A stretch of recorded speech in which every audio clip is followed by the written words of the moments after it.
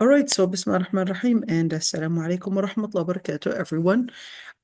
So last time we covered a very important topic, which is al-adhan, right? We talked about al-adhan and we went in details in regards to al-adhan. We talked about the meaning of al-adhan, the whole idea and where it's coming from, the history of adhan, where was that inspired from? And we also talked about the wording of the adhan. We also talked about the ruling of the adhan, and we said it is fard kifaya, in other words, a communal obligation. And we also talked about some of the descriptions that a person that does the adhan, on what some of the descriptions that they're supposed to be in a person that is calling the adhan, and the person that's calling the adhan is called a mu'adhin. And we said that the mu'adhin is supposed to have a nice voice and is supposed to be honest and doing the job with integrity. And we also talked about being able to know the time, distinguish the time, and so forth. And we also talked about whether they can get paid or not. So we went in some little details with that.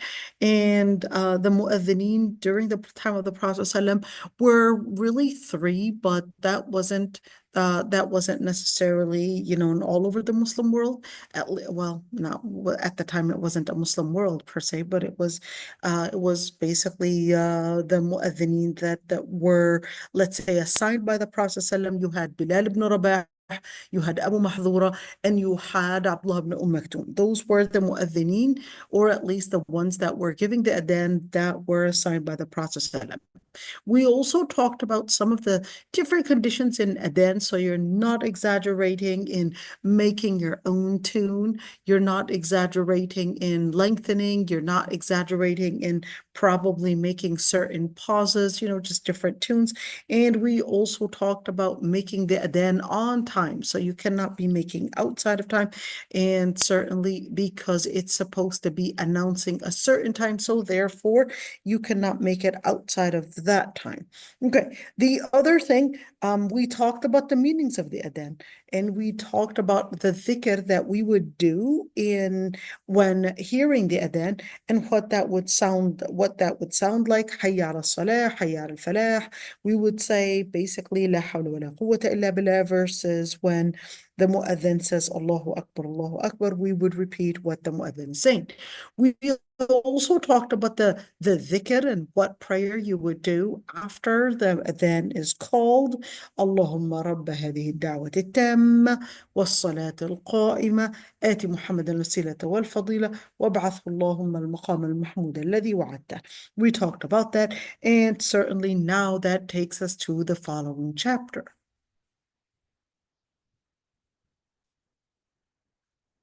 In the following chapter, we're seeing the conditions for prayer, and the conditions for the salah basically goes into a number of different things. We said when we're speaking about a condition, we're speaking about the prerequisites before the prayer itself. So whether it's before the prayer itself or it is basically within the prayer itself, but we're speaking about not during the prayer. Okay, not necessarily during the prayer, but these conditions are basically supposed to be even before you get into the actual prayer. Okay, so that's basically a shart. That's what a condition is. So the condition is basically the prerequisites to make the prayer basically, oh my God. Okay, stop. To make the prayer valid itself. Sorry about that. Okay, so what are some of the conditions right there? Number one, we're talking about basically to be the prayer itself to be done at a specific time. Okay, to be done at a specific time. And that is basically taken from the Quran, and we talked about this before. So Allah subhanahu wa ta'ala says, Inna salata kanat ala al-mu'minina kitaban mawquta, that the prayer is decreed upon the believers at a specific timing. So when we're saying at a specific timing, that would basically mean that this takes us that this wording of it is a comprehensive wording. So that's why we could see the ahadith, the words that the Prophet ﷺ had mentioned, and even the explanations that were coming from the Sahaba explaining to us what it means in this general wording that the prayer was actually decreed at a specific time, what this means and how this is practiced. We would go back to the hadith because the word in the Quran is rather comprehensive and somewhat vague in, well, what does the timing look like? So this is one way that, I guess one of the different evidences that we could see that we cannot necessarily just use the Quran as the reference to Islam, but we also need the hadith. So we talked about some of those general wordings that basically give me an indication that salah is at a specific time. And we also talked about the specific timing to mean we're praying and doing the prayer at the earliest time and at least as soon as possible, and that this is basically what is referred to in the different ayat, فَاسْتَبِقُوا الْخَيْرَاتِ, rush and scurry to good, سَارِعُوا إِلَى مَغْفِرَةٍ مِّن رَبِّكُمْ, run to the forgiveness from your Lord Almighty, السَّابِقُونَ السَّابِقُونَ, those that would rush to worshiping the Lord Almighty, أُولَٰئِكَ الْمُقَرَّبُونَ, those would be the ones that Allah subhanahu wa ta'ala would have basically be near him. And the Prophet ﷺ basically said, after being asked, well, what is the best action that I could do? And he said, praying on time. And we said that majority of the scholars had interpreted praying on time, that on time is referring to praying at the earliest time that basically is related to that prayer. So if it's dhuhr time, praying it at the first 20 half an hour timing of it, and that would be the earliest timing of it. We also let's see, the sister saying, I'm looking forward for our class. I got a lot of books. Oh, mashallah, I'm so proud of you. Okay, let's continue right there. Let's see. So speaking about the times, this is where we left off at. Okay, I'll make the story short in the beginning, just so that we, would go into the details. Let's do this one. Okay, what I'm going to do, I'm going to make a little drawing right there. I'm going to take you to a different page. Okay, and hopefully, see right there, so you could actually see my okay, here we go. So the easiest way to remember is salah, or at least the timing itself, is by looking at the horizon. So I would say this is the horizon right there. Okay. And if we're speaking about Fajr, okay, we'll talk about that. We're speaking about Fajr, then we're speaking about the time when the sun itself had not yet come out. In other words, it didn't yet rise. When the sun is, let me make it this a little bit bigger so we could see it. Okay, oops, doesn't allow me to. Okay, so when we're speaking about before the sunrise, there is something called al-Fajr al-Kadhib and al-Fajr al-Sadiq. Al-Fajr, here's the word, al-Sadiq. What does that mean? So when we're speaking about Fajr time, there's a certain point in the horizon, you would see that it's like about to brighten, okay? But the brightening, you could see that, especially those that like to go outside and Fajr time or before Fajr time, you would be capable of seeing such changes in the horizon. The change in the horizon when there is a sudden brightness, but then it later is followed by extreme darkness, that's called al-Fajr al-Kadhib. It's not the official one. Al-Fajr al-Sadiq would be when you start seeing in the horizon that there is this brightness that's starting to come out, in the darkness, you could see it's like there's this fine line right there in the horizon with the daylight starting to show signs that it's starting to come out. And you would see the darkness as if it's starting to unfold or starting to fold. The daylight starting to unfold and the darkness starting to fold. And you could see a very small line right there. That's called al-Fajr al-Sadiq. That's what's called al-Fajr al-Sadiq. That moment that basically would mark the beginning of Salat al-Fajr. So when is the end of Salat al-Fajr? The beginning of Salat al-Fajr would be that moment when basically the beginning of the unfolding of daylight and the folding of darkness. That's the beginning of Salat al-Fajr. The end of Salat al-Fajr would basically be the timing when the sun rises. When does the sun rise? We're looking at seeing that the sun is starting to show the rays. So once it starts going up, you could start seeing some rays going out. That's basically the end of Fajr. Okay, now you could, during this time, while the sun is rising, so approximately 20-30 minutes while the sun is rising, you cannot do salah. Now, which salah can you not do? You cannot do any salah, whether we're speaking about making up or whether we're speaking about the salah that is 5 obligatory prayers, or whether we're speaking about voluntary prayers. Yet, it's important to mention, let's say you wanted to pray Fajr on time, but you had only woken up while the sun is rising and basically happens to be during the time that is hated for you to pray in. Note, scholars had differences of opinions whether you can pray makeup, that is Fajr, during this time, or whether you should not be praying at that time. The reason why they had differences of opinions is because the Prophet ﷺ had mentioned, quote, I'm going to write it down, من نام عن صلاة أو نسيها فليصليها إذا ذكرها. This is the quote. فإن ذلك وقتها. The Prophet ﷺ said, whoever oversleeps a prayer or forgets a prayer, then let them pray it at the time that they would remember it in.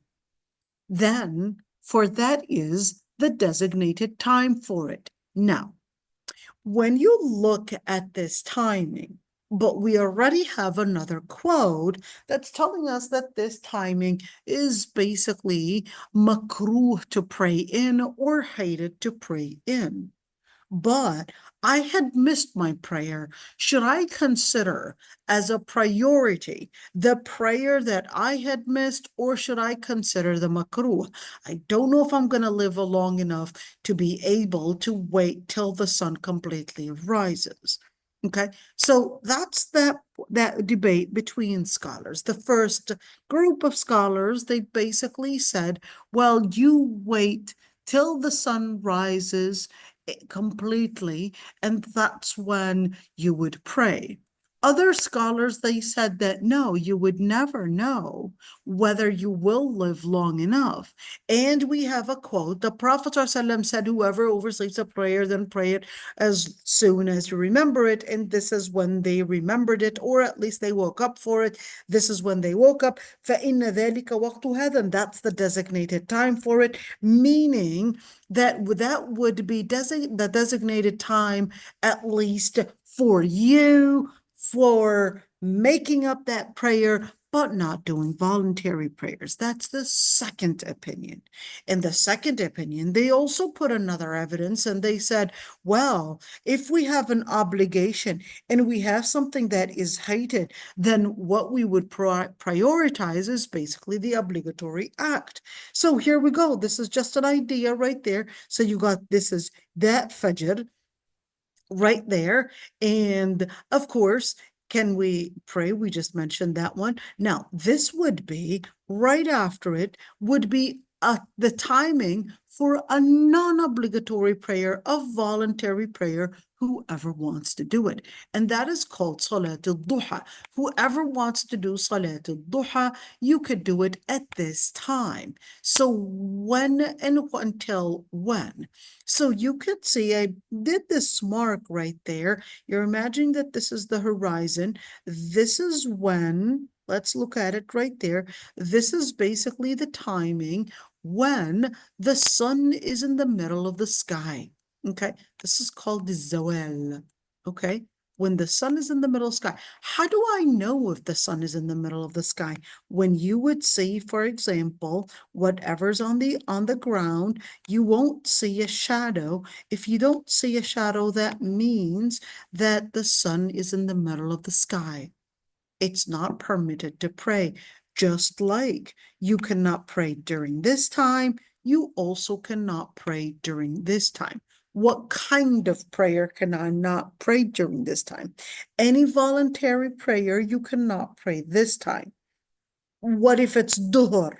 Oh, sorry, what if it's the missed fajr that I had missed? That was the only time I woke up. Well, we would definitely encourage you to probably work out your schedule, your sleep schedule, till in order to make sure that you sleep and you wake up in accordance with the prayer times. But let's just say this sister basically had a health issue. She couldn't wake up any of these times to make it up, and she only woke up during this time. Okay, the same rule and the same evidence that applies to waking up during this time, the same thing basically applies to waking up during this time and making up that prayer, making up that fajr, or making up probably another prayer if we're speaking about an obligatory prayer.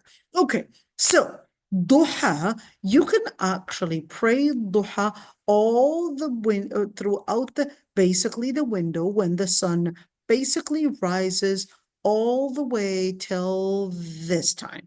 Okay, till this time you could actually pray it. But once the sun is in the middle of the sky, it is basically the end of this voluntary prayer called duha. Once the sun is off the middle of the sky, that's basically announcing that the sun is starting, or at least the shadow, for the different things, we're starting to see a shadow, and the shadow is basically the same size of, or double the size, basically, of whatever you're starting to see. The shadow is going to be on the floor, and you could see if it's the same size of whatever, well, approximately of whatever is basically appearing, then that's going to be dhuhr time. That's the beginning of dhuhr. Okay, here's the word dhuhr in order for us to see it. Okay, now, then we continue, okay, and that would be dhuhr, but then the scholars had differences of opinions on what marks the end of dhuhr. Now, when you're looking at what marks the end of dhuhr, is it when the shadow is double the size of whatever, we're basically measuring with, or is it when the shadow is basically right there, we're speaking about way longer than the size? When is it? Is this the beginning of Asr? And we'll just talk about that in just a bit. That's where the Hanafi and Shafi'i basically dispute in what marks the end of dhuhr. And if it marks the end of dhuhr, that would actually mean this is the beginning of Asr. Asr prayer. Now, we're just making it fast here. We're going to get to the details. Asr prayer is basically marked by, number one, majority of the scholars, they basically said Asr time would be when the shadow is double the size. Okay. Yet, other scholars, they said when it's the same size. Wait up, we're going to get there, inshallah.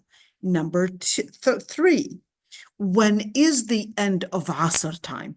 Is the end of Asr time when the sun sets, or is the end of Asr time when the sun starts showing that it's marking the signs and preparing for sunset when the sun starts turning yellow?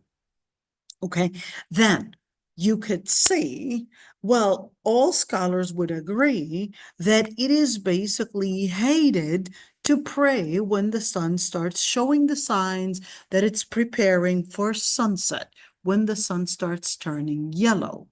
Okay, we're starting to see the sun changing colors, the horizon starting to change. Now it's getting ready to sunset. Okay, now, like I said, they had differences of opinion. They all agreed that praying when the sun is turning yellow is hated, but they had differences of opinions on the end of the timing for Salat al-Asr. Let's go for Salat al-Maghrib.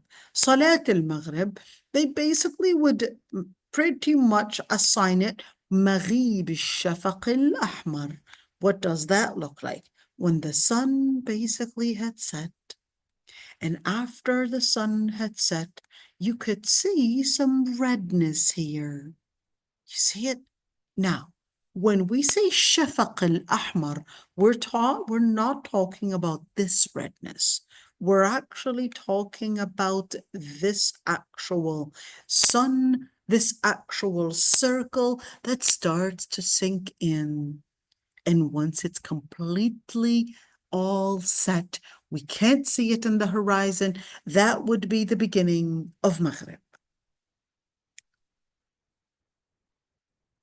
The end of Maghrib, on the other hand, would be when we get into the time of darkness. When is the time of darkness? Once you start seeing the stars starting to shine bright, that's basically the sign to tell you that you're now in Isha time. Okay, well, that's pretty, pretty straightforward right there. And then, of course, we're going to get into the details of all of this because we need to see the evidences and how the scholars basically talked about this, and most importantly, the ahadith that relate to this topic. Let's see, Salat al-Dhuhr would basically start when the sun basically passes its meridian and declines westwards. And that's when it's an indication that the sun is basically declining of the sun, as mentioned in the ayah, أقم الصلاة لدلوك الشمس. Then pray as basically the sun declines from the meridian. How do I know it declined from the meridian? So we would basically see a specific shadow. There would be a shadow of an object becoming eastwards instead of westward. That's how we would know it, and that's how we would see it. And the Prophet ﷺ, let's see, the Sahabi said, وَقَّتَ الظُّهْرَ إِذَا زَالَتِ الشَّمْسُ وكان ظل الرجل كطوله. You could see that this hadith is actually in Sahih Muslim. What was the hadith actually saying? The timing of dhuhr, the time of dhuhr prayer is when the sun passes the meridian and a man's shadow is the same length as his height. That's basically an authentic hadith in Sahih Muslim. And certainly the Prophet ﷺ in another hadith, إذا اشتد الحر فأبردوا بالصلاة فإن شدة الحر من فيح جهنم. The Prophet ﷺ said, in a very hot weather, delay the Dhuhr prayer until it becomes a bit cooler, because the severity of heat is from the raging of the hellfire. Now you could see with this one, إذا اشتد الحر فأبردوا بالصلاة. Does that mean that when it is basically completely hot, that we're supposed to be waiting until it becomes cool? Or is this talking about the Prophet ﷺ basically explaining to us that when the sun is basically at a 90-degree angle, what you need to seek is a moment when the sun starts getting cooler, meaning, is it when the sun starts getting cooler, meaning off the meridian, or is it when the sun starts getting cooler, meaning we don't want to pray at the earliest times of Dhuhr? Differences of opinions between scholars on how to explain this hadith. Is it to mean delaying Dhuhr, even though I would see the shadow, basically the size of the person's actual height? Or is it when it's extremely hot, we're going to give it some time to basically start cooling off before we would pray Dhuhr? Like I said, there are differences of opinions between scholars. Let's go for Asr. For the Asr time, the beginning of the Asr time would basically be during the end of Dhuhr time. Wait a minute. Is it by the minute, or is it really just an approximate thing? Now, in general, there is an approximate timing. Okay, there is an approximate timing that would mark Fajr, Dhuhr, Asr, Maghrib. Yet, when we don't have the approximate timing, okay, then we can use an estimated timing for those prayers. Okay, the specific, or at least the timing that is rather fixed and you could see it, there's no question about it, would be for Fajr. Hey, the sun is there. There, it means this is the end of it.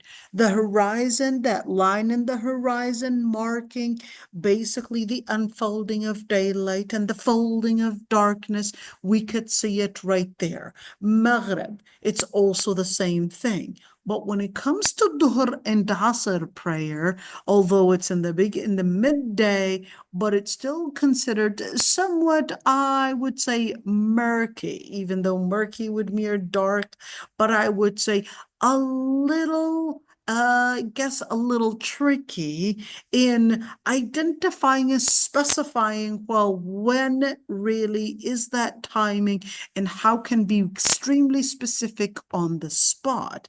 That's why using things like apps to help you identify those timings would basically be good. But that's that area when you might have an app that would give you a certain time, and then you would see another app would give me another time. Okay, that's that area of how do we make that estimation? How do we make that specification? How do we get into basically that interpretation that scholars had interpreted, whether from Shafi'i madhab, Hanafi madhab? I just want you to realize these differences of opinions are actually considerable differences of opinions. Joining the Jama'ah is a priority. Being with the group of the Muslims is a priority over trying to be specific when the text itself may contain some ambiguity in at least its application. Just keep that one in mind. It can contain some ambiguity in its application, so therefore, what would be a priority is to make sure that you're joining with the Jama'ah.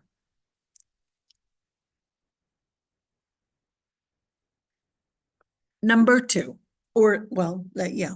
So when we're looking at the beginning of Asr, The beginning of Asr, basically, whenever we would say this is the end of Dhuhr, that would basically, by definition, mean this is the beginning of Asr. Okay, so when would that be? It's basically when we would see things having double the size, the shadow being double the size of the original thing. So we're looking at, let's say we would look out the window and basically see the shadow of whatever, it's a tree that I'm looking at, or if it's a car, I'm starting to see the shadow is starting to look like it's the double size of the original thing. Now, congratulations, you're at Asr time. Now, for Salat al-Asr, okay, you could see that it would continue, maintain with care the obligatory prayers, and in particular, the middle Asr prayer or the middle prayer. Now, it's important to mention that this حافظوا على الصلاة والصلوات على الصلوات والصلاة الوسطى. Yes, differences of opinions on whether Salat al-Wusta is Salat al-Asr or whether it's basically Salat al-Wusta just in general, but just in general being the different prayers throughout the day. At the end, we could see that the Prophet ﷺ had liked that we would pray Asr as soon as possible. Why? Because Salat al-Asr, you may miss out, and then it becomes this area where it's tricky. Is the sun starting to get yellow or not? And therefore, you want to make sure that you would be within the designated time for Salat al-Asr. Okay, let's go for Salat al-Maghrib. Salat al-Maghrib basically begins when the sun sets. That's a pretty easy one to locate at least, or be able to specify, because you would see the sun right there basically starting to go down, and then when it's completely off, you would see just some rays on the horizon still there. Now, Salat al-Maghrib is very tricky because it basically can mean the beginning and basically, well, the beginning of the Salat al-Maghrib, but then also marking the end of our fast if we're fasting.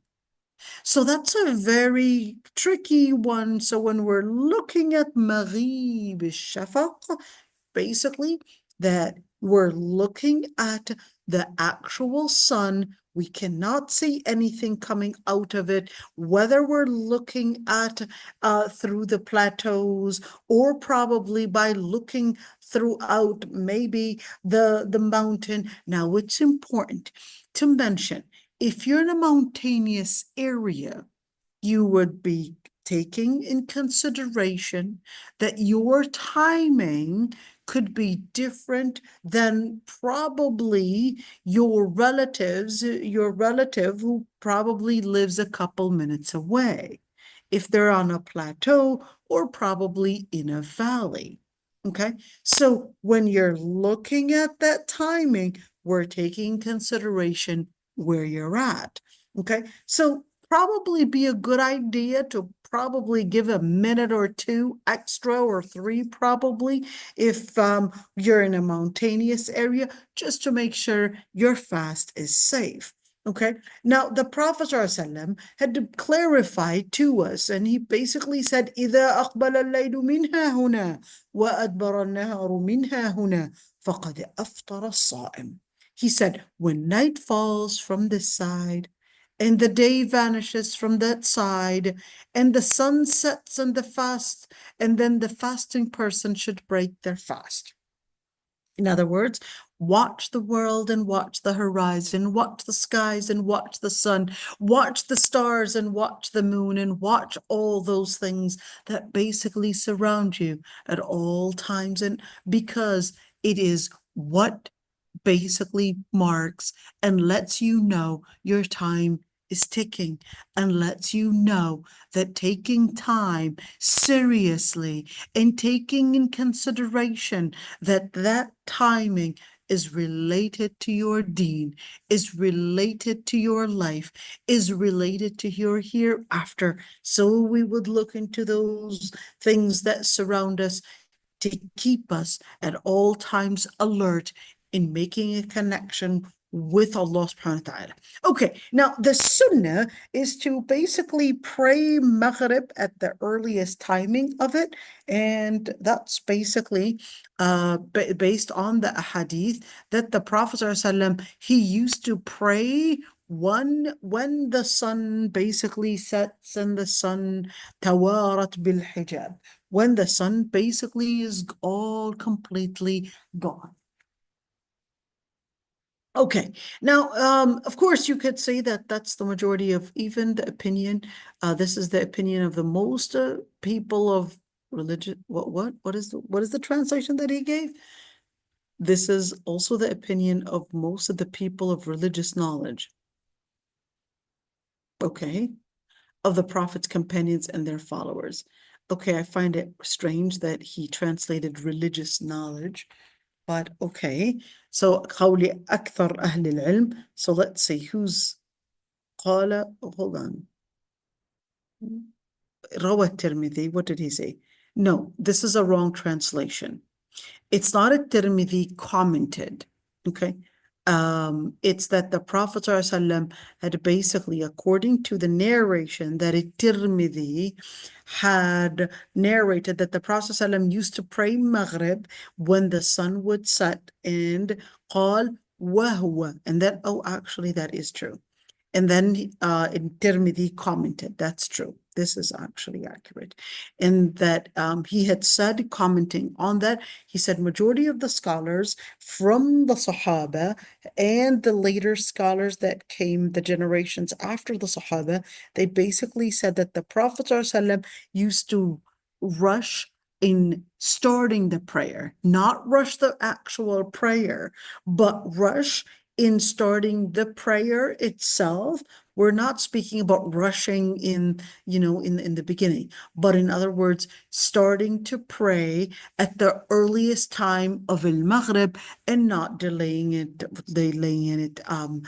later. In other words, the first 10 minutes, the first 5 minutes, that's when Maghrib is. Salat al-Isha. Now, there's a difference between the word Isha and Asha. What's the difference? Isha is with that kasra right there. Let's actually mark that one. Okay. And il-Isha, which basically with the kasra, would basically talk about the timing itself. Il-Asha is basically supper. Okay. Let's see. Il-Isha starts, the timing for Salat al-Isha, it basically starts the ending of Maghrib time. Okay, so what does that mean? It's basically when the sun not only is gone, because that would be Maghrib, but when you could see that the redness and also the daylight that basically is coming somehow from the sun, that yes, perhaps we don't see the actual circle for the sun, but its rays are still what's radiating the daylight right there. There's some daylight right there, even though the sun is actually not there. And once the daylight is all gone, okay, that's when we would consider the beginning of Isha. Now, one thing I would like to say is that, some people, they may have certain cases, okay? We're going to talk about this. You could say that Isha time, you would have two timings for it. Number one, there's a time for it that is considered as waqt ikhtiyar. Well, and there's waqt ittirar. So wait a minute. So when we're speaking about the beginning of Isha, we're starting Isha from the time when daylight is all gone. So that's pretty much the opposite of Fajr. Right. The opposite of Fajr is basically going to be, yes, we're starting to see the beginning, the marking of the daylight unfolding now, the night unfolding and the daylight folding. During Fajr, the daylight was unfolding and night was folding. Okay, now it's the opposite.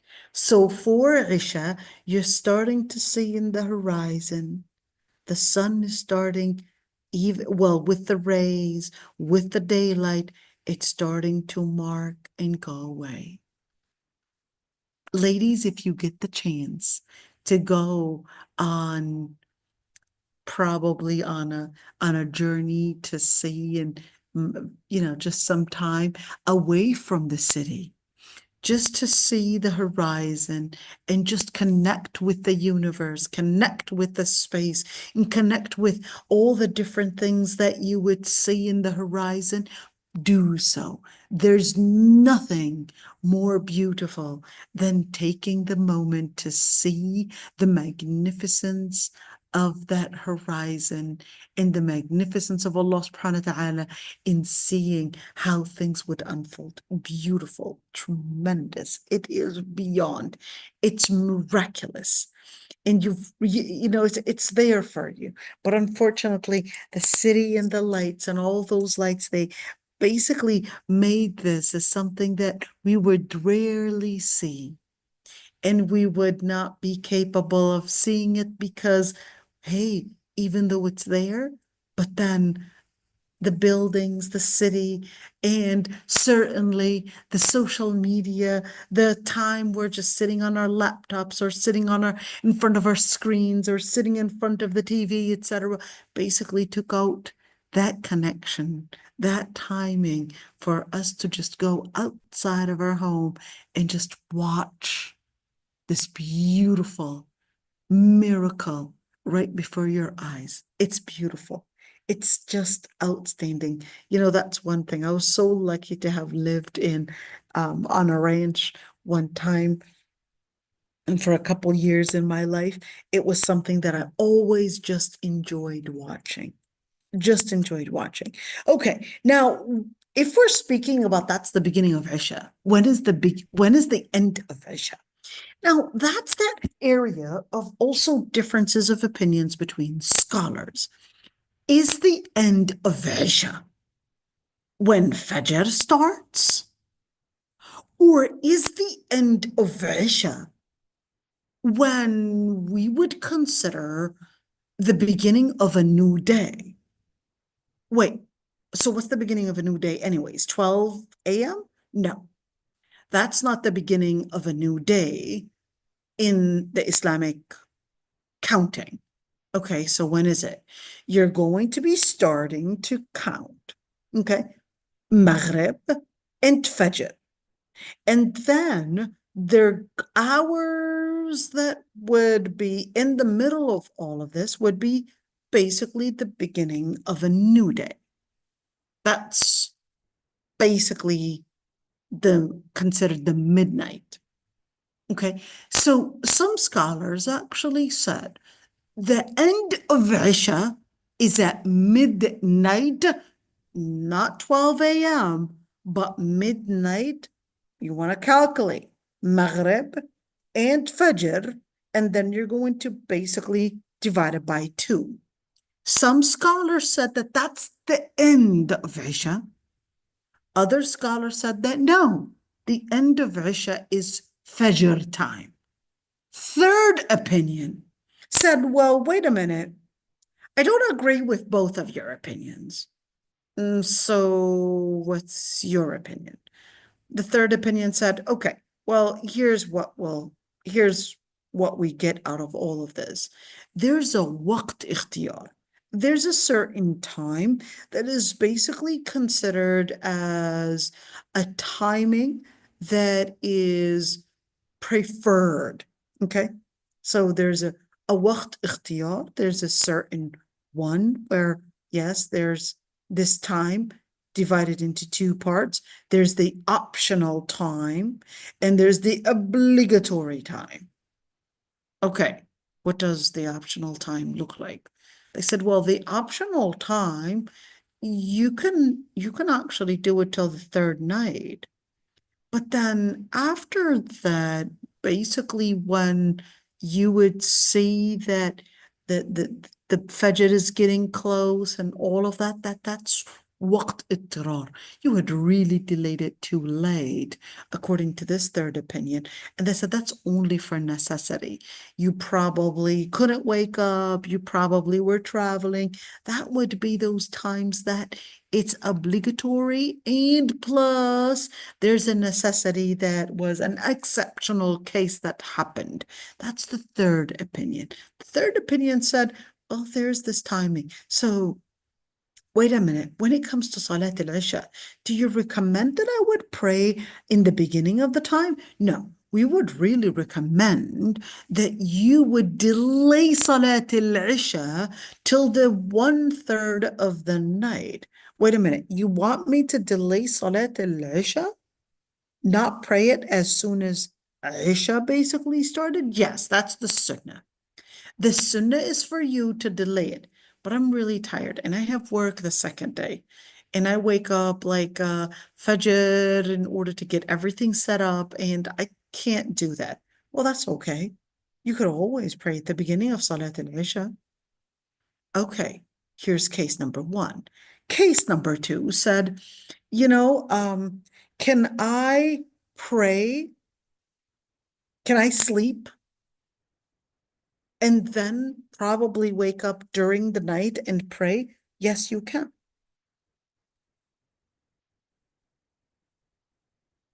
As long as it's within its designated time, you certainly can. So can I pray it like I don't know, like 20 minutes before Fajr? Differences of opinions between scholars. Remember, the first opinion, we had three differences of opinions. The first opinion said that the end of Isha is basically midnight, according to Islamic calculation. The second opinion said, no, it's Fajr. In other words, according to the second opinion, yes, you can pray Salat al-Isha. Salat al-Isha, basically, as long as you didn't get into as long as you didn't get into Salat al-Fajr. The third opinion said, well, we wouldn't like that really, because the preferred timing is in the earliest time. And that would only be in a situation where there's a necessity. Like what? Well, I mean, perhaps you got really tired. At times, certain times in Minnesota, for example, we would get Isha at around almost 10:50 p.m. And I know in some Scandinavian countries that they would have Isha at around 12 a.m. Just imagine, and you have to go to work at 6 a.m. or probably get yourself ready. And Fajr would probably be at around 3:30 a.m. So you're really disrupting your sleep. Really, really tired by then because you had only slept for almost 2.5 hours and the sun is up already. So your biological clock is really, and your mind is so confused about all the timing. And I don't know how these people that live on in Antarctica and those people that live in Scandinavian countries, how they're basically getting into their schedules and how their body, are they fighting their body or what do they do? If, I'm just right there, laying out all these question marks, like, does that affect their anxiety? Does that affect their body? Does that affect their energy? Do they feel depleted with their energy, I don't know. So ladies, if you live there, please share it. Okay. It is definitely hated that one would sleep before praying Isha. The reason why it's hated is because you don't want to basically sleep and perhaps not wake up and probably lose your Isha prayer. Okay, at the same time, it is hated to talk after Isha. We're speaking about what type of talking here? We're speaking about the type of talking, probably talking with your friends, or probably talking on social media, or probably scrolling reels and scrolling whatever it is. Same thing. So, what is the recommended thing that I would do? When it's Isha time, what is recommended is that you would get yourself basically into a deep sleep and prepare yourself for a deep sleep. The sunnah is to sleep during that time, pray Isha, sleep, wake up for tahajjud later on at around 3 a.m., 4 a.m., depending on your timing and depending on Salat al-Fajr in your area. So why is that what is recommended? Well, I mean, whether it's speaking about recommending a good night, night and a good sleep, basically during 11 p.m. or basically during that time, or whether we're speaking about waking up for Fajr when the sun is starting to basically show signs that it's starting to rise, etc. That's basically the sunnah. That's the sunnah. But if the person is not capable of doing it, it's a sunnah. Definitely try to get that within your schedule. Try to see if you can make that as your daily habit because it will get your energy in place, it will get you stronger, and certainly it would basically get you healthier. Okay, let's go for Fajr.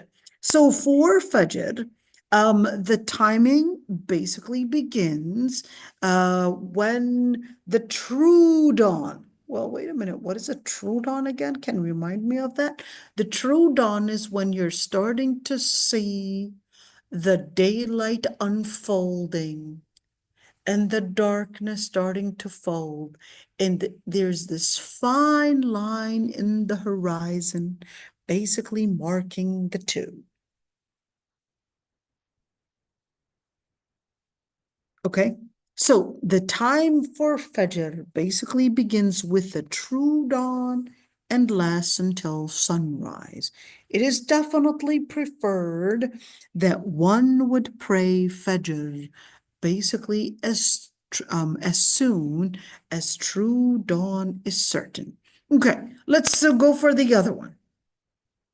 These timings, basically, Allah subhanahu wa ta'ala had said, and therefore one is supposed to be keen on making their prayers within these designated times. Why and what is going to be the punishment for not making up or making our prayers on time? Allah subhanahu wa ta'ala said, فَوَيْلٌ لِلْمُصَلِّينَ الذين هم عن صلاتهم ساهون. So woe to those who pray, but are basically not taking their prayers seriously. The timing for it is not on time, or probably not taking their wudu seriously, or not taking their focus seriously. So that's basically عن صلاتهم ساهون. But sahun is mainly specific in regards to timing. Okay, let's see. And Allah subhanahu wa ta'ala had basically said, فَخَلَفَ مِن بَعْدِهِمْ خَلْفٌ أَضَاعُوا الصَّلَاةَ وَاتَّبَعُوا الشَّهَوَاتِ فَسَوْفَ يَلْقَوْنَ غَيًّا. Allah subhanahu wa ta'ala had described the different nations that in the beginning and how they had lost their connection with Allah subhanahu wa ta'ala. He said, and there was another generation that those basically generations had neglected their prayer. That's how it began. In other words, the beginning of the decline basically started when they started being negligent, that started being having that negligence over their prayers, and then later that basically motivated them, that drove them to pursuing their desires. So they're going to be basically meeting evil, except those who repent. I want you to look at this one because this ayah is basically letting us know how to see the markers of a decline, just as in other ayat, the markers of an elevation. Okay, so the markers of a decline would basically be when one is negligent of their prayer, they're not taking their prayer seriously. That's when you would see, well, there's a regression in this person's faith. There's a problem that they maybe had a sin affect their ability to be committed, or probably their aqidah probably not taking them into that commitment. Little by little, they're starting to lose the prayer. So Allah subhanahu wa ta'ala said, فَخَلَفَ مِن بَعْدِهِمْ خَلْفٌ. There were other generations. أَضَاعُوا الصَّلَاةَ. They lost their prayer. وَاتَّبَعُوا الشَّهَوَاتِ. What did that lead to? That led to basically following the desires. And then certainly, with following the desires, that's going to lead to the consequence. فَسَوْفَ يَلْقَوْنَ غَيًّا. What is فَسَوْفَ يَلْقَوْنَ غَيًّا? Is this غَيّا speaking about hellfire, or is this talking about further and further regression? It can be both. It can be referring to that it's going to result in losing their connection with the Lord Almighty, and certainly they're going to be going deeper and deeper and even farther away from the right path, which started out with them losing their salah, and therefore they will just encounter and start seeing themselves as to hanging out with the wrong people, doing the wrong thing. And certainly we're speaking about how, when, why, and the list goes on and on with the 5 W's. This person basically would start losing their faith by losing their commitment with Salah, and then eventually basically losing their faith entirely in relationship basically with the Salah. It basically keeps the person intact with their iman. Other scholars had basically explained that in regards to this ayah, that أضاعوا الصلاة. What does أضاعوا? So ضاع means to make something get lost. Okay, what does that ضاع and what does أضاعوها mean? Majority of the scholars said that it means that they had delayed it off its time.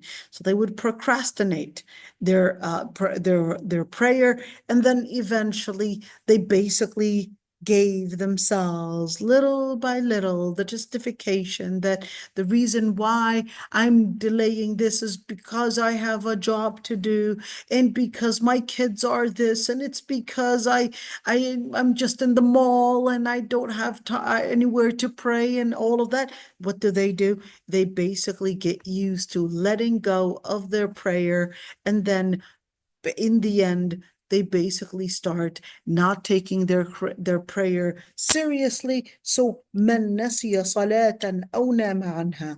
The Prophet ﷺ said, whoever forgets a prayer or oversleeps a prayer, فليصليها إذا ذكرها لا كفارة لها إلا ذلك. Then they should pray it as soon as they remember it, and there's no other expiation but that. Okay, let's look at the third condition, and the third condition involves covering the awrah. Okay, what does it mean that we're supposed to be covering the awrah? So when we're speaking about covering the awrah, the word awrah basically means the area of I mean, it can mean, let's see what number 10 they put. Hold on, I'm going to see number 10. Remember 118. I'm going to see what they translated the word awrah for. Okay, and that was number 10. They said the private part of the body which are illegal to expose to others, a male's awrah from the navel to the knees, where in the other view, it's said to be the external organs of sex and erection. As for the female's awrah, it includes all her body in one's view, whereas in another, it's all her body with the exception of face and hands. Okay, well, he wanted to go in certain details. Let me explain. Some of what he said is actually right. Okay, but let me explain in a little bit more details because it involves something really important right there, which is, well, what would be considered as the area of, let's call it an area that is supposed to only appear in front of the husband or the wife or in front of yourself. That's the only thing. That's the awrah. The awrah in Lugha Arabiya basically means the one, it can mean a hole. It could also mean an area that's supposed to be hidden. It could also mean, that's why when we say a'war, we're speaking about somebody that is one-eyed. Okay, so al-awra could be anything that is supposed to be concealed, basically. Okay, so when we say al-awra for a man, is it supposed to be from the belly button to the knees, basically? Or is it supposed to be kind of like Tarzan, basically we're just covering the front and the back? Is this what it means? Well, that's for a man. What about for a woman? For the woman, they basically had differences of opinions on the face and the hands. But they all agreed that all the woman's body is supposed to be covered. Okay? All the woman's body is supposed to be covered. Okay, why do we have to cover it anyways? Allah subhanahu wa ta'ala says, Ya bani Adam khudhu zinatakum inda kulli masjid. Children of Adam, take your adornment at every masjid. So we're supposed to dress up on going to the masjid? Well, zinatakum, Allah subhanahu wa ta'ala is basically referring to being modest. So modesty, according to this ayah, is what makes adornment, what makes beauty. And that's why if you were to look at another ayah, Allah subhanahu wa ta'ala basically said in another ayah, يا بني آدم قد أنزلنا إليكم لباسا يواري سوآتكم وريشا ولباس التقوى ذلك خير. Here it is. Here's the ayah. No, not this one. Oh dear. I thought I would find it. Here we go. This is it. This is the ayah. يا بني آدم قد أنزلنا عليكم لباسا يواري سوآتكم وريشا ولباس التقوى ذلك خير. Okay, so Allah subhanahu wa ta'ala basically calling modesty as libas al-taqwa. It's the modesty, it's the dress of piety. It's the dress that basically resembles your religious integrity. Okay, let's continue. The Prophet ﷺ said in regards to women, لا يقبل الله صلاة حائض إلا بخمار. That Allah subhanahu wa ta'ala does not accept the prayer of a woman who has reached the age of puberty until she wears a veil. Wait, a veil? So does that, kind of like the harems, basically covering their faces and the rest of the body is not covered? No, that's not the veil. This veil, khimar, is basically covering all the body. Then differences of opinions in regards to face and hands. Okay, Ibn Abdul Barr basically said, and who's Ibn Abdul Barr? Ibn Abdul Barr is one of those Maliki scholars, but still you could see a Hanbali scholar is quoting from this great scholar. He said, أجمعوا على فساد الصلاة من ترك ثوبه وهو قادر على الاستداد به وصلى عريانا. He said, scholars uniformly agreed on the invalidity of the prayer of one who refrains from clothing and performs it naked, though able to clothe oneself and conceal one's awrah. Well, wait a minute. So if we're talking about concealing the awra, who in front of who? The Prophet ﷺ explained, احفظ عورتك إلا من زوجتك أو ما ملكت يمينك. Preserve your private parts, and that is the awra, except from your wife and your concubines. For those that would want to learn more about the slave and women and concubines and all of that, definitely go to Jonathan Brown. He has a book on slavery. Definitely go to that one. Okay.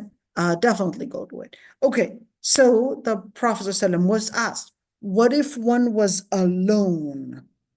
So the Prophet ﷺ responds, إن استطعت أن لا يرينها أحد فلا يرينها. If you're capable of not having anybody see a private part, then make sure that no one sees it. And then he was asked, well, what if we are alone? The Prophet ﷺ responded, Allahu ahaqqu an yustahya min. Allah subhanahu wa ta'ala, that Allah subhanahu wa ta'ala is basically entitled to be shown bashfulness than people. In other words, show your bashfulness whether in private or in public. And Allah subhanahu wa ta'ala had basically called uncovering al-awra as basically fahisha. And even though the word fahisha, which is this word right here, okay, the word fahisha is usually referring to zina. In other words, adultery or fornication. But Allah subhanahu wa ta'ala had basically described it as fahisha, as something that is immoral, something that is disgusting, something that is basically that we would hate even in our instinct. When was this ayah revealed? وَإِذَا فَعَلُوا فَاحِشَةً قَالُوا وَجَدْنَا عَلَيْهَا آبَاءَنَا وَاللَّهُ أَمَرَنَا بِهَا. What happened? So they would basically say, if Allah when Allah subhanahu wa ta'ala had revealed this ayah, the disbelievers were going around the Kaaba. Just imagine going around the Kaaba naked, and they considered that that's a ritual. They gave the narrative that this is a good thing. Their narrative was, we had performed sin in these garments, so we're basically being truthful with ourselves, and we are taking off our clothes, and we're going to go around the Kaaba naked as a sign of our confession that we had committed sin. So we're here humiliating ourselves and coming to you naked. So this ayah exposes their narrative that had really begun satanic. And he said, and if they were to commit the fahisha, that fahisha is basically referring to uncovering while going around the Kaaba. They had said, we had found our ancestors doing so, and the Lord Almighty had ordered us to do so. And then the ayah said, قُلْ إِنَّ اللَّهَ لَا يَأْمُرُ بِالْفَحْشَاءِ. The Lord Almighty will not order for immorality. Now, just keep that one in mind. Immorality basically starts with one, leaving the attire of hijab, the attire of modesty. Two, it basically starts with leaving and not being considerate over salah. Okay, so Allah subhanahu wa ta'ala, even in regards to the story of Adam and Eve, عليه salam, Allah subhanahu wa ta'ala says, يا بني آدم لا يفتننكم الشيطان كما أخرج أبويكم من الجنة ينزع عنهما لباسهما ليريهما سوآتهما. O children of Adam, let not Satan tempt you as he removed your parents from paradise. How did that happen? Well, he was stripping them from their clothing to show them their private parts. What happened? It was basically a plot. In other words, the more covering the more, sorry, the more of revealing more, it would basically be shaitan's way to controlling you on the inside more. So Allah subhanahu wa ta'ala says, لا يفتننكم الشيطان. And Allah subhanahu wa ta'ala is telling us, do not let the O children of Adam, do not let the shaitan seduce you. Seduce you. As he had seduced your parents, Adam and Eve, basically from Jannah. How? By removing the covering, by removing the modesty that they once had. Okay, so when we're speaking about covering, Allah subhanahu wa ta'ala, how do we understand just different cultures? Are we going to consider culture here? Note and quote, لا اجتهاد في معرض النص or في مورد النص. Whenever there is a text, we cannot whatsoever put our opinions, whether that was a cultural interpretation or whether that was our own interpretation. If we have a text explaining something, that becomes the default ruling, that basically becomes the main reference, and we cannot put our interpretation or someone else's interpretation beyond the wording and the context of the Prophet ﷺ or Allah subhanahu wa ta'ala. So how do we understand all of this? When we're looking at that area about borders of awrah, the Prophet ﷺ said, لا تبرز فخذك ولا تنظر, sorry, because that would be مجزوم, ولا تنظر إلى فخذ حي أو ميت. And the Prophet ﷺ was instructing to Ali ibn Abi Talib, do not expose your thigh and do not look at the thigh of a live or a dead person. Let's say, in another narration, the Prophet ﷺ said, غطي فخذك فإن الفخذ عورة. He said, hide or cover your thigh, for the thigh is also an area that's supposed to be covered. Okay, now it's important to mention that there is something called awra مغلظة and awra مخففة.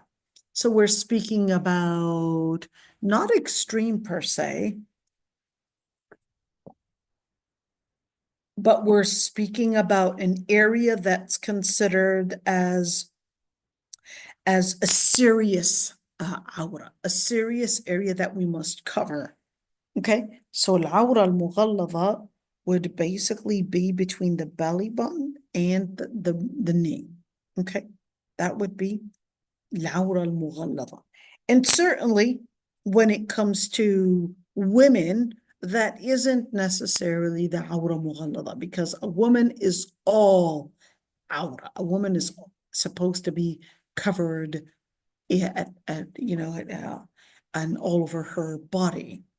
Okay, and the Prophet ﷺ, when he was asked about Salama asked the Prophet ﷺ, can a woman pray in dir'a wa khimar wa laysa alayha izar? What is a dir'a? A dir'a would more be like a cloak, you know what we would say a cloak, kind of an outside cloak. Khimar is basically something that covers from head to toe. Okay, and there's no izar. There's no izar, kind of like a skirt. The Prophet said, إِذَا كَانَ الدِّرْغُ سَابِغًا, if this dir', which would basically be a long abaya, but starting from the head, if it covers all the way to ظُهُورَ قَدَمَيْهَا, if it's covering all the way to basically her feet, that would be permissible, even if she didn't wear a skirt, a slip, or wear anything underneath it, unless this particular material is very light and let's say gets windy, or she's probably walking and then all of a sudden it shapes all the body, then even if you are wearing a abaya, if it's a thin one and your body is being revealed, sorry, but your abaya is actually missing conditions of hijab. The Prophet ﷺ said, لا يقبل الله صلاة حائض إلا بخمار.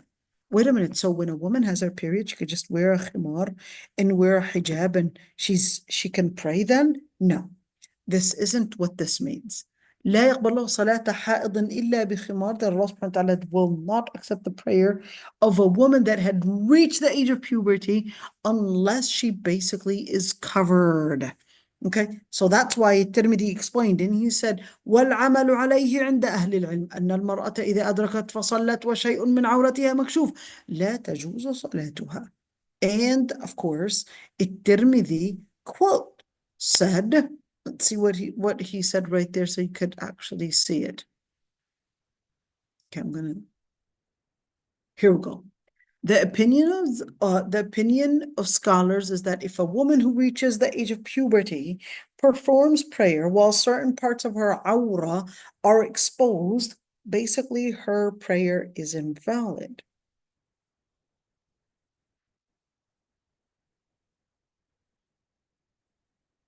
Okay, I don't want to go in details with women's hijab, but I'll just, mention it in general.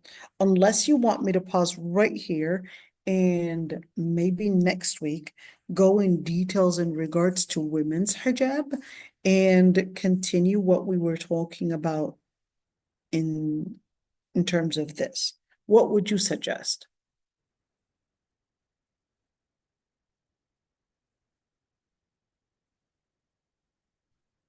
Continue or? Okay. Let's see on the chat. Pause. Okay. So let's pause right here then, inshallah, and we'll continue next week, continuing what we're talking about. And inshallah, we'll talk about women's hijab. We'll also talk about avoiding najasa. We'll talk about, could see the areas that we're not supposed to be praying in. Next week, inshallah, it's going to be fast, but I think it's important to discuss some issues that are important to you. So inshallah, we're going to take in consideration the topics that are important to you as women and go in some details when necessary. Okay, so this is it. If there are any questions, I'd be happy to answer them before we sign off, inshallah.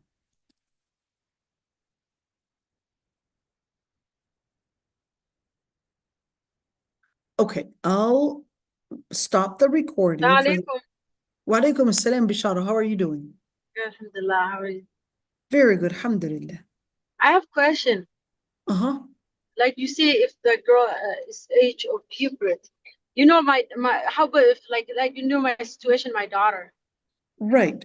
So, Bisharo, when we're speaking about puberty, okay, there are two things here. Number one is that is she held accountable for, let's say, not wearing the hijab? And let me explain for those that don't know the situation for your daughter.